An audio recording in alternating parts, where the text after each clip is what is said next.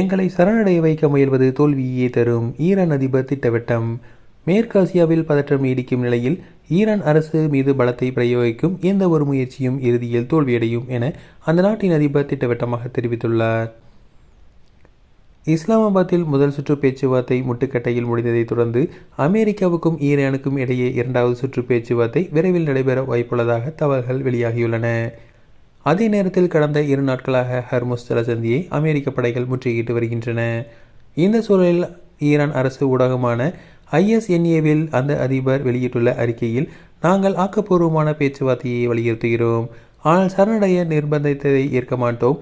ஈரானை சரணடைய வைக்கவோ அல்லது ஈரான் மீது பலத்தை திணிக்கும் எந்த ஒரு முயற்சியும் தோல்வியடையும். மக்களுக்கு அத்தகைய அணுகுமுறையை ஒருபோதும் ஏற்றுக்கொள்ள மாட்டார்கள். ஈரான் ஒருபோதும் போரை நாடவில்லை என தெரிவித்துள்ளார். எங்கள் நாட்டின் மீதான தாக்குதல் எந்த அதிகாரத்தின் பேரில் எந்த காரணத்துக்காக நடத்தப்பட்டது, சர்வதேச சட்டம் மற்றும் மனிதாபிமான கொள்கையின் அடிப்படையில் பொதுமக்கள், குழந்தைகள் ஆகியோற்றை குறிவைத்து தாக்கவும், பள்ளிகள் மற்றும் மருத்துவமனைகள் உள்ளிட்ட முக்கிய மையங்களை அளிப்பதற்கும் என்ன நியாயம் இருக்கிறது எனவும் கேள்வி எழுப்பியுள்ளார்.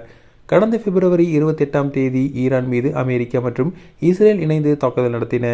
இதற்கு பதிலிடம் தரும் வகையில் அலைகடாவில் உள்ள அமெரிக்காவின் நட்பு நாடுகள் மற்றும் இஸ்ரேல் மீது ஈரான் தாக்குதல் நடத்தியது. இந்த நிலையில் அமெரிக்கா மற்றும் ஈரான் இடையே போர் நிறுத்தம் செய்ய பாகிஸ்தான் மத்தியஸ்தம் செய்தது. இதனால் 2 வார காலம் இடைக்கால போர் நிறுத்தம் அமலானது. இந்த போர் நிறுத்தம் 21ஆம் தேதியுடன் முடிவடைகிறது. அதற்குள் நிரந்தர போர் நிறுத்த ஒப்பந்தம் ஏற்பட பல்வேறு தரப்பினரும் முயற்சியில் ஈடுபட்டுள்ளனர். அதன்படி கடந்த சனிக்கிழமை பாகிஸ்தான் தலைநகர் இஸ்லாமாபாத்தில் அமெரிக்க ஈரான் இடையே பேச்சுவார்த்தை நடைபெற்றது. இது தோல்வியடைந்தது. இதையடுத்து ஹர்முஸ் ஜலசந்தியை முடக்குவதற்காக அமெரிக்க அதிபர் டொனால்ட் ட்ரம்ப் அறிவிப்பை விடுத்துள்ளார். இதனால் மேற்காசியாவில் மீண்டும் போர் பதற்றம் ஏற்பட்டுள்ளது கவனிக்கத்தக்கது.